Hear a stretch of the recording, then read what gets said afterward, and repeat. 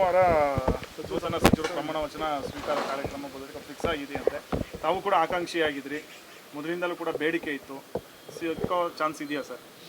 ನೋಡಿ, ಮೊದಲೇ ಲೀಸ್ಟ್ನಲ್ಲೇ ನಾನು ಬರಬೇಕು ಅಂತ ಆಸೆ ಪಟ್ಟಿದ್ದೆ. ಮೊದಲೇ ಲೀಸ್ಟ್ನಲ್ಲಿ ತಪ್ಪೋಯ್ತು. ಎರಡನೇ ಲೀಸ್ಟ್ನಲ್ಲಿದ್ದರೆ ಕೊನೆಗೆ ಬರುತ್ತೆ ಅನ್ನೋಂಥ ನಿರೀಕ್ಷೆಯಲ್ಲಿದ್ದೇನೆ. ಯಾಕಂದರೆ ಸುದೀರ್ಘವಾಗಿ ಕಾಂಗ್ರೆಸ್ ಪಾರ್ಟಿಯಿಂದ 1981ರಿಂದ ಗುರುತಿಸ್ಕೊಂಡಿದ್ದೇನೆ, ಈಗೇನು ಹೊಸದಲ್ಲ. 81ರಿಂದ ನನ್ನ ಕಾಲೇಜ್ ಜೀವನದಿಂದ ಮುಗಿದ ನಂತರ ಕಾಂಗ್ರೆಸ್ ಪಾರ್ಟಿಯಲ್ಲಿ ಗುರುತಿಸ್ಕೊಂಡಿದ್ದೇನೆ. ನಾನು ಹಲವಾರು ಪಕ್ಷದಲ್ಲಿ ಇರ್ತಕ್ಕಂಥ ಹುದ್ದೆಗಳನ್ನು ಕೂಡ ಸ್ವೀಕಾರ ಮಾಡಿ ಕೆಲಸವನ್ನು ಕೂಡ ಮಾಡಿದ್ದೇನೆ. ವೈಸ್ ಕನ್ವೀನರ್ ಕಿಸಾನ್ ಸೆಲ್ ಆಗಿ ಕೆಲಸ ಮಾಡಿದ್ದೇನೆ.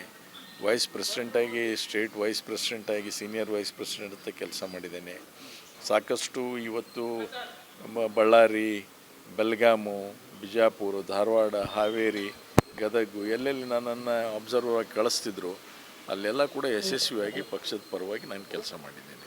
ಇದು ನನ್ನ ಪಕ್ಷದ ನಿಷ್ಠೆ ಮತ್ತು ಸೇವೆ ಮಾಡಿದಂಥ ಆ ದೃಷ್ಟಿಯಿಂದ ನಾನು ಕೊಡಲೇಬೇಕು ಅನ್ನುವಂಥ ಬೇಡಿಕೆ ಇಟ್ಟಿದ್ದೀನಿ. ಅತ್ಯಂತ ಉತ್ತರ ಕರ್ನಾಟಕ ಭಾಗದಲ್ಲಿ ಇವತ್ತು ಸೀನಿಯರ್ ಇದ್ದೇನೆ ಅನ್ನುವಂಥ ಮಾತನ್ನು, ಯಾಕಂದರೆ ಡಿ.ಕೆ. ಶಿವಕುಮಾರ್ ಅವರು ನಾವು ಒಟ್ಟಿಗೆ ರಾಜಕಾರಣ ಪ್ರಾರಂಭ ಮಾಡಿದ್ದು. ನಾನು ಕೋಆಪ್ರೇಟಿವ್ ಮೂಮೆಂಟಿಂದ ಬಂದಿದ್ದೀನಿ, ಅವರು ಕೋಆಪ್ರೇಟಿವ್ ಮೂಮೆಂಟಿಂದ ಬಂದಿದ್ದಾರೆ. ಜಿಲ್ಲಾ ಪಂಚಾಯತಿ ನಾನು ಸ್ಪರ್ಧೆ ಮಾಡಿ ಗೆದ್ದು ಬಂದಿದ್ದೇನೆ, ಅವರು ಜಿಲ್ಲಾ ಪಂಚಾಯತಿ ಗೆದ್ದು ಬಂದಿದ್ದಾರೆ. ನಾನು MLA ಆದೆ, ಅವರು MLA ಆದರು, ಅವರು ಮಂತ್ರಿ ಆದರು, ನಾನು ಮಂತ್ರಿ ಆದೆ. ಅದರ ದುರ್ದೈವ 2 ಬಾರಿಗೆ ನಾನು ಸೋತೆ ಅಷ್ಟೇ. 94ರಲ್ಲಿ ಸೋತೆ, 2018ರಲ್ಲಿ ಸೋತೆ. ಅದು ಬಿಟ್ಟರೆ ಸತತವಾಗಿ 99.99 ನಿರೀಕ್ಷೆಯಲ್ಲಿದ್ದೇನೆ. ಸರ್, ನಿಮ್ಗೆ ವಿರುದ್ಧ ಷಡ್ಯಂತ್ರಗಳಾಗ್ತಿದೆ ಅಂತ ಮೊದಲಿಂದಲೂ ಕೂಡ ಇದ್ದೇ ಇರುತ್ತೆ ರಾಜಕಾರಣದಲ್ಲಿ. ಯಾರೂ ನೋಡಿ ತಮ್ಮ ಬೇಡಿಕೆಗಳನ್ನು ಇಡುವಾಗ ಷಡ್ಯಂತ್ರ ಮಾಡ್ತಕ್ಕಂಥದ್ದು ಸಹಜ. ಆ ಷಡ್ಯಂತ್ರ ನೋಡಲಿಕ್ಕೇ ಕೂತಿದ್ದೀವಿ. ಈಗ ಎಷ್ಟು ದಿವಸ ಅಂತ ಸಮಾಧಾನದಿಂದ ತಗೋಬೇಕು?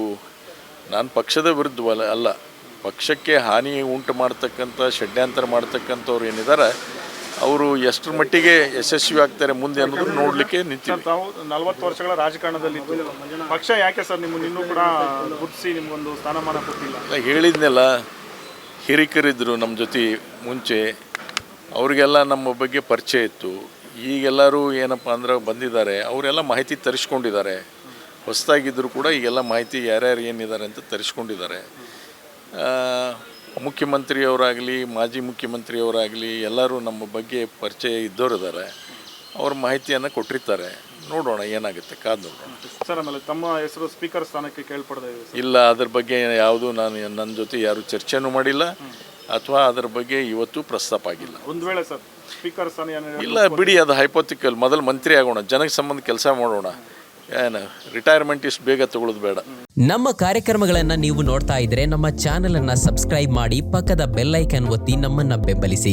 ಹಾಗೆ ನಮ್ಮ ಕಾರ್ಯಕ್ರಮಗಳನ್ನ ಲೈಕ್ ಮಾಡಿ, ಕಮೆಂಟ್ ಮಾಡಿ, ಅದನ್ನ ಬೇರೆಯವರಿಗೂ ವಾಟ್ಸ್ಆಪ್ ಮೂಲಕ ಶೇರ್ ಮಾಡಿ.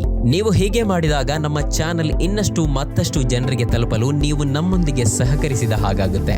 ಇದು ನೀವು ಯಾವುದೇ ಖರ್ಚಿಲ್ಲದೆ ಕೆಲವೇ